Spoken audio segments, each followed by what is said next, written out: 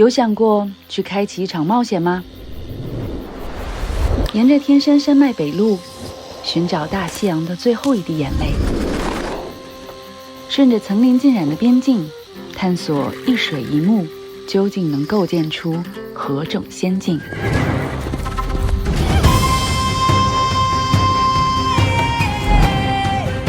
从千般层次却无垠辽阔的喀纳斯，到百种蓝色又一碧汪洋的赛里木，从染红天际如魔鬼堡垒的奇峻荒芜，到皑皑雪山也只能作衬的绿原净土。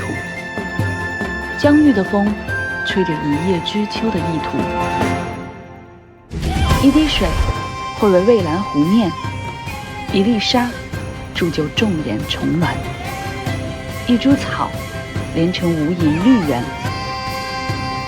我们的这场冒险要从哪里开始呢？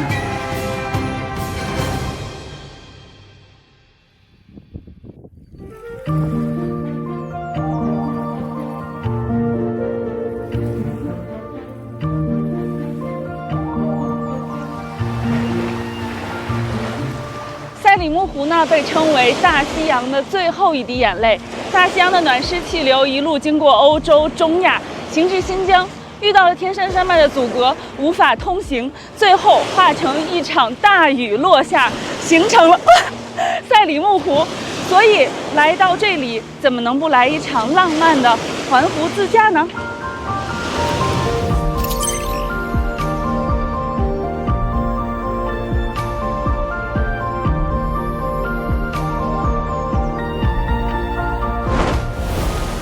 赛湖啊，真的处处是美景。你们看我现在窗外，我的车窗就是最好的取景框。而且啊，来赛里木湖的话，一定要自驾，因为车呢是直接可以开到景区里的。景区里面有一条环湖公路，特别的美，路况特别好。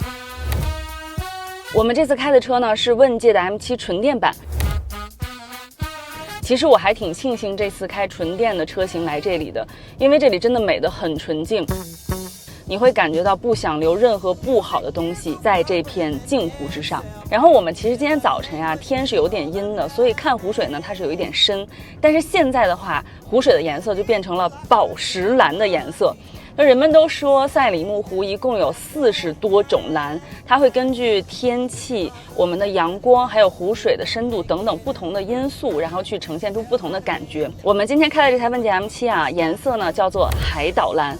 所以我相信一定有某时某刻，赛里木湖的湖水会跟咱们现在海岛蓝的颜色是一模一样的。诶，是不是觉得还挺浪漫的？而且啊，赛里木湖这边呢叫做一湖四季，就是现在你别看天晴，一会儿我们再去找到一个美丽的地方下到湖边的时候，指不定啊湖水的颜色又会变成什么样子了。所以说赛里木湖蓝它代表的呢不是一种颜色，它代表的是大自然给蓝色的调色盘。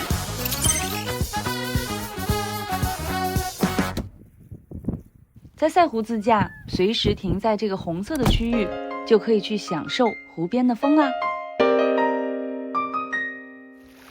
有一组关于赛里木湖的数据，你一定要知道。赛里木湖景区呢是1314平方公里，一生一世。这里的海拔呢是2073米，爱你情深。赛里木湖环湖公路的长度大约是90公里，赛里木湖最深的湖水深度大约是90米，代表长长久久。所以要不怎么说这是一趟浪漫的环湖之旅呢？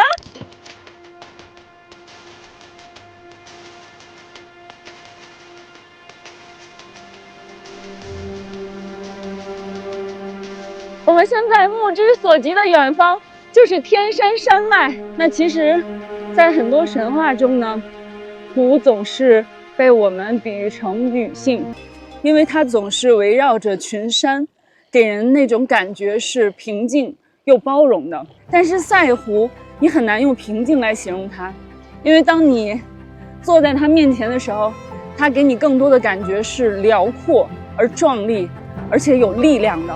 它是大西洋暖流的最后一搏，它有着我们体验过的甚至是强过山顶的风，而且它有着那风割出的汹涌的浪花的形状。所以说你会明白为什么很多人来到赛里木湖之后，他们会感动的哭了。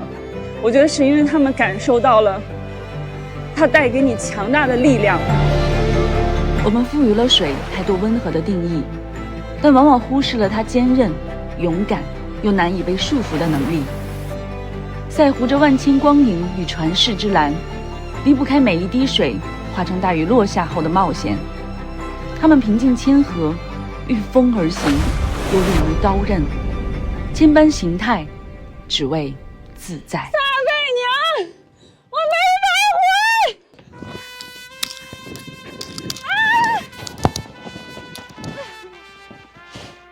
这便是我在赛里木湖感受到的一滴水的力量。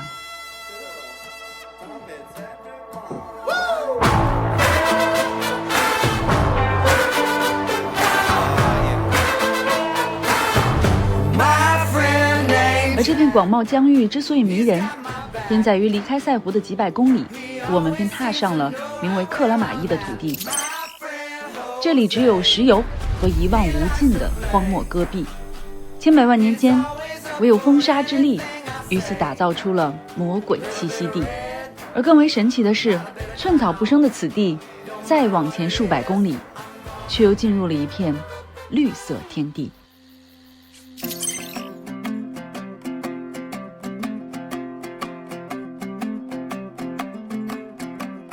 从布尔津开始呢，就整个进入了阿勒泰地区。像我们比较熟悉的白哈巴、喀纳斯、阿勒泰，其实都是属于整个阿勒泰地区的。一进入这边呀，高山、草甸、森林，尤其是现在金秋时节，这些树全部都是五颜六色的，非常美，就好像开进了童话世界一样。我们从赛里木湖一直开到这里啊，将近是1600公里。虽然呢我们开的是 M7 纯电版，但是其实北疆这边的充电设施现在做的还是挺完善的，也就是你是可以开着纯电车来北疆自驾的。那其实这一路上，因为旅程真的非常长，我更多的还是开着智驾过来的。就是 ADS4，无论是在国道上，还是说穿梭在山间的道路上，它的表现都是依然非常丝滑的。但其实这次因为是长途旅行嘛，我觉得这台问界 M7 底盘悬架的基础素质的表现真的挺好的。大家都知道，问界 M7 用的是图灵底盘，它从硬件上的话，前面是全铝的双叉臂的悬架。像我们现在走在这些多弯的山路上，你会发现这个车辆的侧倾是很小的。那后面呢，它用的是5连杆独立悬架，所以其实如果我们带着家里人来这边自驾的话，5连杆独悬也会让你觉得比较舒服。那我们这台车呢，因为是高配，所以呢还配备了双腔空悬和连续可变阻尼的减震器。现在我们走这个山路啊，其实我们就可以把车辆直接调成运动模式。整个悬架先是降低了，另外它从硬度上也会更有韧性，走这个连续弯道的感觉，还有我们车辆稳定性的表现也会更好。那大家都知道，鸿蒙智行的车呢，它是有很多黑科技的，比如说我们一路上用的这个 ADS4。那其实除此之外呢，像我们的激光雷达、摄像头等等这些感知元件，它也是可以真实的帮助到我们驾驶的。那比如说现在这台车的这个弯道预瞄功能，通过这些感知元件，在入弯之前呢，其实车辆可以去测算出弯道的一个曲率形态。其实就有点像我们老司机啊，就是说你在入弯之前，你就能够感知到你到底要打多少转向，然后用什么样的速度才能非常平稳的把这个弯过去。那包括我们去过一些颠簸路段的时候，我们也可以通过这些感知元件预瞄到这些路况的情况，然后再去主动的调节我们的悬架。同时包括这台车它有一个晕车舒缓的模式，一打开之后，我们车辆的动力和制动也会更加的线性，同时车辆对于侧倾俯仰的控制也会加强，让我们有一个更平稳的驾驶和驾乘的感觉。你就感觉到它的每一个感知元件、每一个功能，它都不是形同虚设的，是真真实实可以让我在长途的自驾旅程中更加的舒适自在。伴着问界 M7 的陪伴，我们就进入了阿勒泰的核心区域喀纳斯。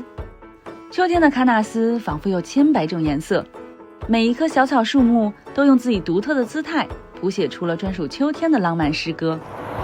而这里呢，还藏着一个不可错过的隐士小村。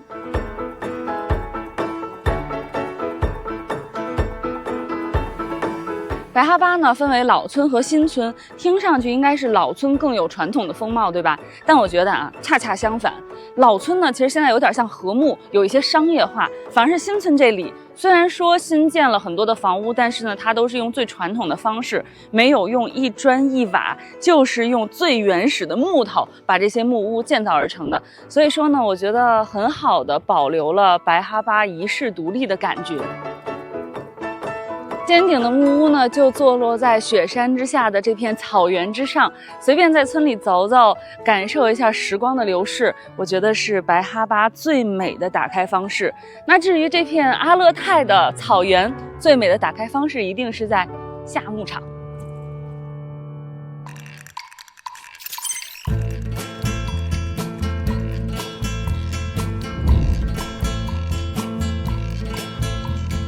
不过啊，就是往牧场走的这条路呢，不太好走。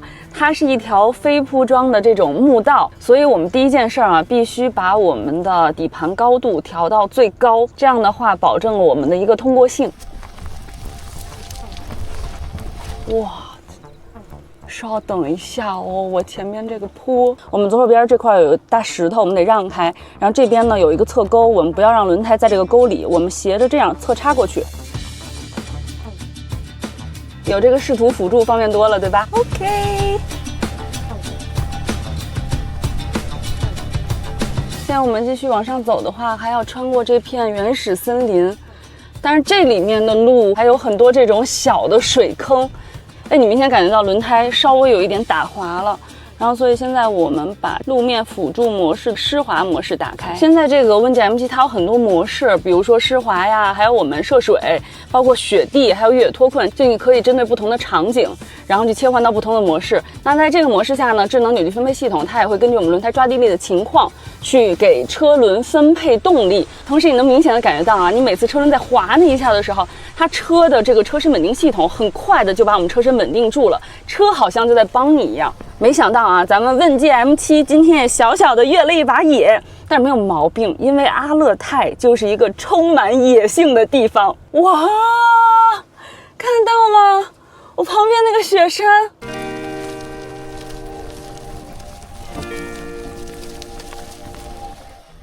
全世界都是一场透明的倾斜，全世界都在倾向风去的方向。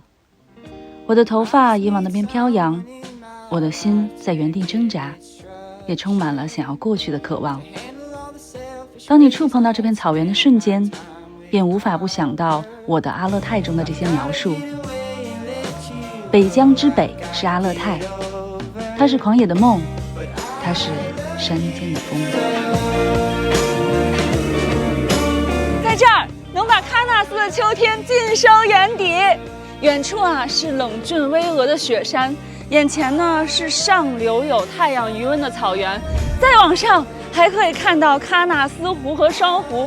难怪大家都说喀纳斯的秋天才是上帝的封神之作。我觉得这儿真的是阿勒泰最美的地方，而且我觉得这里也是最能够代表阿勒泰那种野性淳朴的美的地方。我们这次呢就走到这里了，如果用一个词来形容我们这次走过的路的话，我想那一定是自由。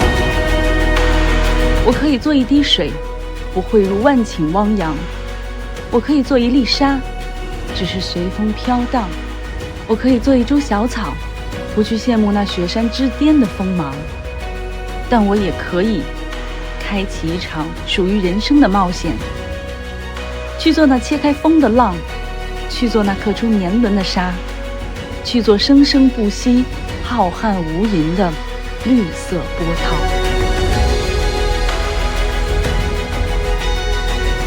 寻找自己，自由自洽，人生如旅，万里无疆。